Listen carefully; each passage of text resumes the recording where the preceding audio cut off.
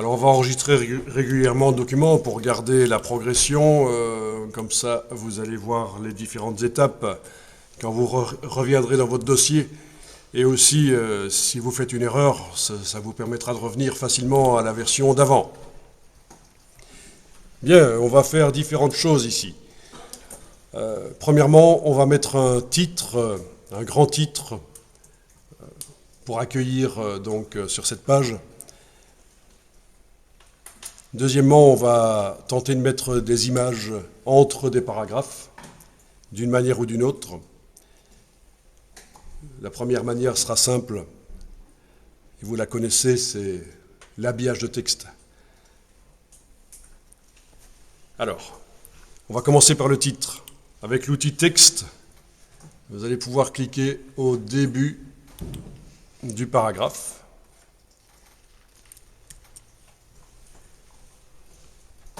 Alors il y a quelque chose qui est vraiment utile pour la suite, c'est d'afficher les balises. On l'avait fait la fois passée. Vous vous souvenez? Voilà, allez-y, texte, afficher les caractères masqués. Voilà.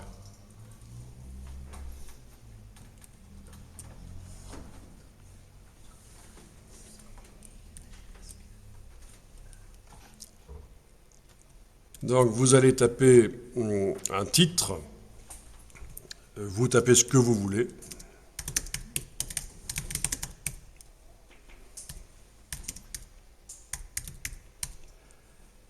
Et puis une fois que vous avez fini le titre, vous enfoncez la grosse touche sur le clavier, la touche retour chariot, que tout le monde appelle la touche entrée.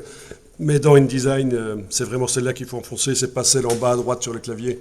C'est la grosse touche au milieu du clavier.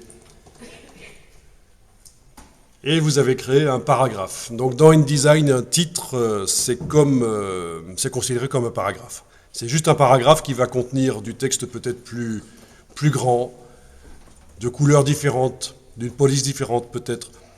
Mais pour InDesign, un titre, c'est comme un paragraphe.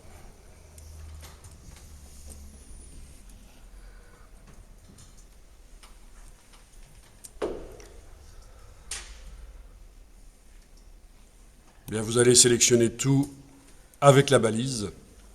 Donc pas seulement ça, mais avec la balise, et on va modifier la taille du titre.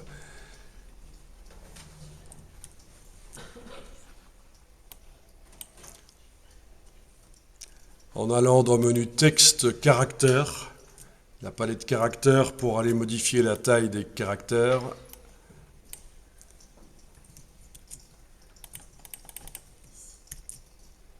Alors si vous voulez que ça aille vite pour l'augmentation, il faut enfoncer la touche Shift en même temps. Voilà.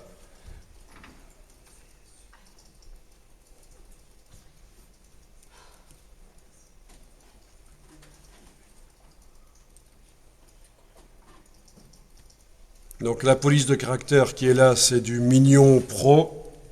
C'est une police avec empattement. On en avait parlé la fois passée, je vous avais montré que ça vient de l'Antiquité, les Romains qui gravaient dans le marbre les petites pattes, ça vient de là. Mais on va prendre une police bâton peut-être pour le titre, une police plus moderne, pour contraster avec le reste du texte. Donc je voulais choisir en fait, dans la palette caractères, dans la liste, je voulais choisir une police, mais choisissez une police bâton.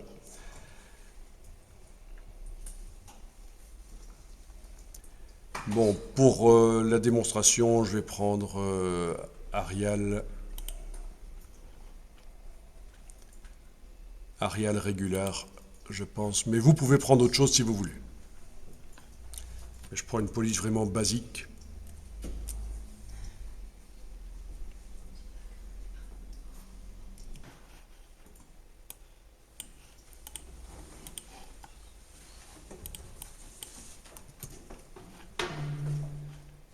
Alors on va faire apparaître la palette paragraphe, menu texte paragraphe.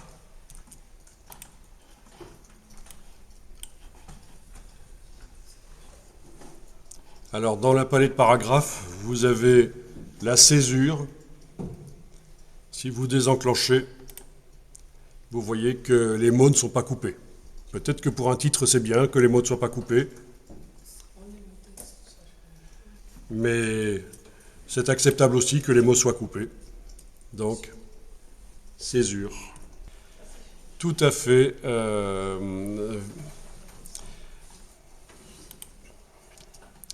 Alors, comment ça se fait? Je vais ici vous montrer. Hein. C'est quelque chose d'habituel, en effet. C'est bien que ce soit arrivé maintenant déjà. Ne le faites pas, regardez. Je sélectionne tout mon titre plus la balise. J'augmente la taille du caractère en décochant césure. Mais tout disparaît. Et nous, on n'a rien. Ça dépend de la taille du caractère. Ce qui se passe en fait, c'est que le mot découverte ici, c'est le plus long apparemment du titre. Hein. Le mot découverte chez moi, si je désenclenche la coupure des mots, la césure, mais il n'a pas assez de place pour se mettre sur toute la largeur de la colonne. Et ça fait bugger InDesign. C'est ça qui se passe en fait. Donc voilà, la césure elle est utile. Donc dans ce cas-là, si je ne veux pas de césure, il faut absolument que je diminue la taille du titre. Donc à vous de voir. Ici, je pense qu'on va enclencher la césure, c'est pas un problème. Et on va faire une taille de titre qui ne fait pas disparaître toute la suite du texte. Mais de toute façon, si la césure est enclenchée, ça n'arrivera pas. Donc voilà, je ne comptais pas en parler tout de suite, mais donc là tu dois diminuer la taille du texte dans la palette de caractères. Voilà.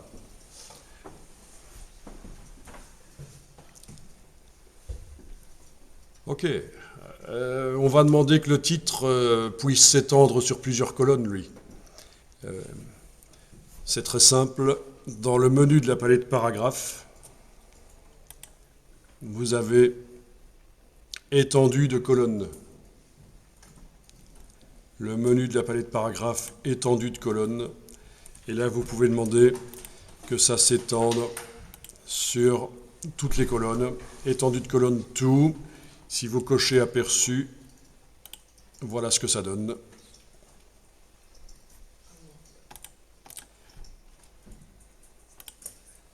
Donc à la place d'une seule colonne, étendue de colonne, on regarde ce que ça donne avec la case aperçu, et voilà ce que ça donne.